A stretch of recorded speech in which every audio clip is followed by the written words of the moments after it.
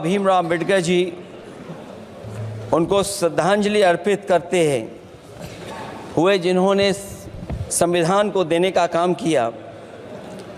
हमारा संविधान जो तैयार हुआ है उनकी प्रबुद्ध दृष्टि का परिणाम है कि हमारे पास न्याय, स्वतंत्रता, समानता और बंधुत्व के सिद्धांतों पर आधारित एक महान संविधान हमें मिला है। भारत राज्यों का एक संघ है और हमें विविधता में एकता पर गर्व है। ये हमारा संविधान ही है जिसने भाषाई, क्षेत्रीय, धार्मिक और जातीय विविधता वाले हमारे देश को एक साथ रखा है। ये संविधान डॉक्टर अंबेडकर जी ने कहा था कि संविधान की सफलता इस पर निर्भर करेगी कि हम उसके अनुसार कैसे काम करते हैं।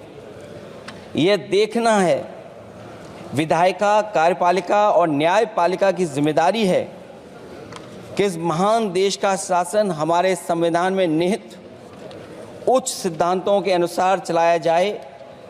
डॉक्टर अंबेडकर ने कहा था, मैंने तो संविधान निर्माण का दायित्व बहिष्कृत वंचित वर्गों को अधिकार दिलाने के लिया है।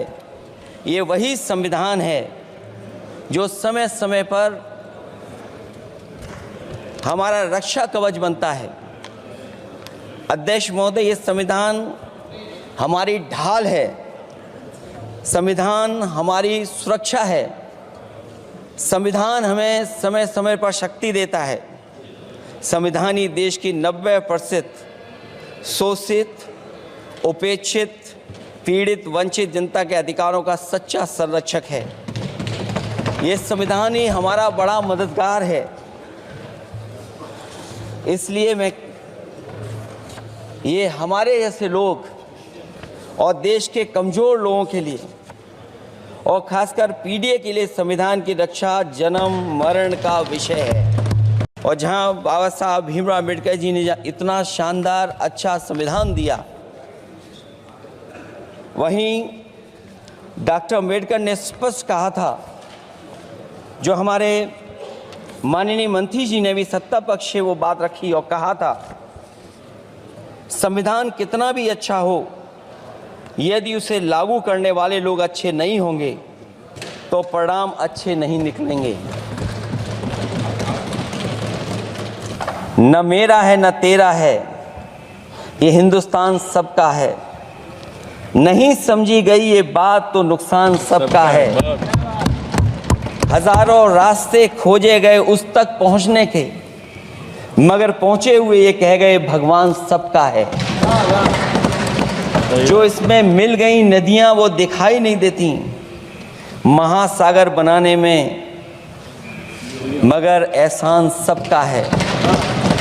अनेकों रंग, खुशबू, नस्ल के फल फूल पौधे हैं, मगर उपवन की इज्जत, आबरू, ईमान सबका है।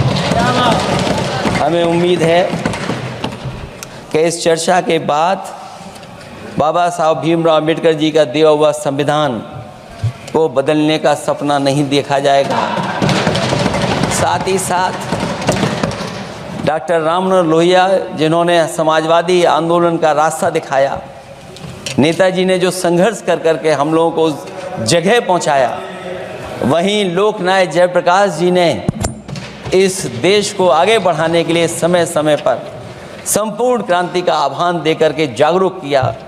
मैं उन सबको याद करते हुए एक बार फिर अध्यक्ष जी आपका बहुत बहुत धन्यवाद देता हूँ।